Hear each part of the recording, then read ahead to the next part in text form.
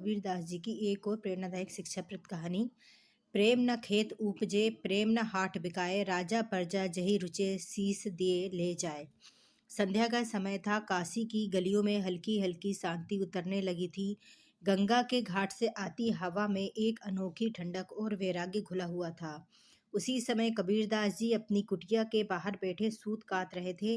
उनके चेहरे पर वही सहज तेज था, आंखों में गहराई और होठों पर मौन की मुस्कान। उसी क्षण एक युवक धीरे धीरे उनके पास आया। वस्त्र साधारण थे, पर मन में भारी उलझन। उसने चरणों में प्रणाम किया और बोला, गुरुदेव, मेरा मन बहुत व्याकुल है। मैं भक्ति करना चाहता हूँ, प्रेम पाना चाहता हूँ, पर समझ नहीं पाता कि प्रेम मिलता कैसे है।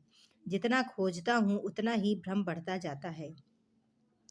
कबीरदास जी ने सूत काटना रोक दिया, युवक को पास बैठने का संकेत किया और बड़े ही शांत स्वर में बोले, वत्स, तू अकेला नहीं है। यह भ्रम हर खोजी के मन में आता है। आज मैं तुझे एक दोहे के सहारे 4 छोटी कथाएं सुनाऊंगा।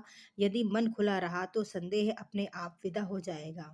उन्होंने धीरे से वही दोहा दोहराया, प्रेम न खेत उपजे, प्रेम न हाट बिकाए, राजा प्रजा जही रुचे, शीस दिए ले जाए। पहली कथा, किसान और प्रेम की फसल। कबीर बोले, एक गांव में एक किसान था। उसने सुना कि प्रेम बहुत मूल्यवान होता है। उसने सोचा, क्यों ना प्रेम उगाया जाए। उसने खेत जोता, बीज बोए, पानी दिया और हर दिन खेत के सामने खड़ा होकर कहता, हे प्रेम, उगाओ। पर मौसम बदले, साल बदले, खेत में अनाज उगा, घास उगी, पर प्रेम नहीं उगा। किसान निराश होकर एक संत के पास गया। संत ने कहा, तूने मिट्टी में बीज डाले पर मन में अहंकार रखा। प्रेम खेत में नहीं, हृदय में उगता है, और हृदय तभी उपजाऊ होता है जब उसमें विनम्रता की वर्षा हो। कबीर ने युवक की ओर देखा, वत्स, जो प्रेम को पाने के लिए बाहरी साधन खोजता है वह किसान की तरह खाली हाथ लौटता है। युवक धीरे धीरे सिर हिलाने लगा। दूसरी कथा, बाजार का सौदा। कबीर आगे बोले, एक नगर में एक धनी व्यापारी था। उसने सुना कि प्रेम से जीवन सफल होता है। वह बाजार पहुंचा और बोला, मुझे सबसे शुद्ध प्रेम चाहिए, चाहे जितना मूल्य लगे। व्यापारियों ने रेशम, सोना, इत्र सब दिखाए, पर प्रेम नहीं।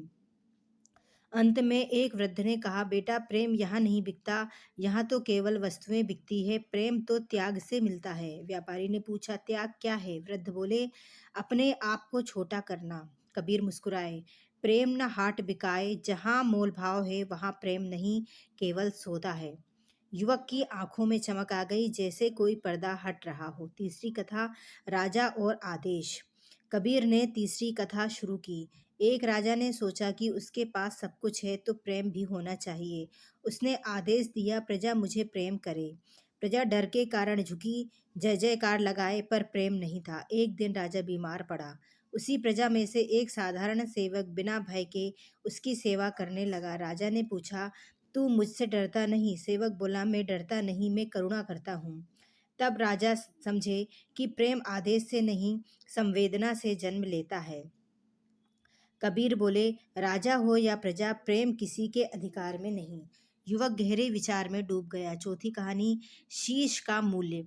अब कबीर की आवाज और गंभीर हो गई। एक शिष्य अपने गुरु के पास गया और बोला, मुझे प्रेम दीजिए। गुरु ने कहा, अपना शीश रख दो। शिष्य डर गया और लौट गया। कुछ वर्ष बाद वही शिष्य दुखों से टूटकर लौटा और बोला, अब कुछ नहीं बचा, जो है वह भी व्यर्थ लगता है। गुरु ने फिर कहा, अब शीश रख दो। इस बार शिष्य ने सिर झुका दिया, अहंकार टूट गया।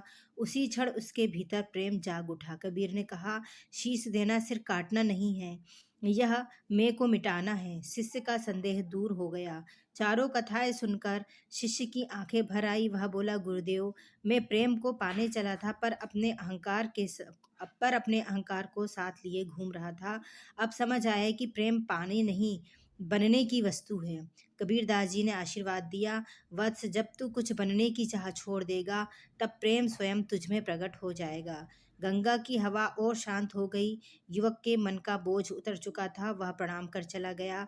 अब खोज बाहर नहीं, भीतर थी। और कबीरदास जी फिर से सूत काटने लगे, मानो कह रहे हों, प्रेम बोला नहीं जाता, जिया जाता है।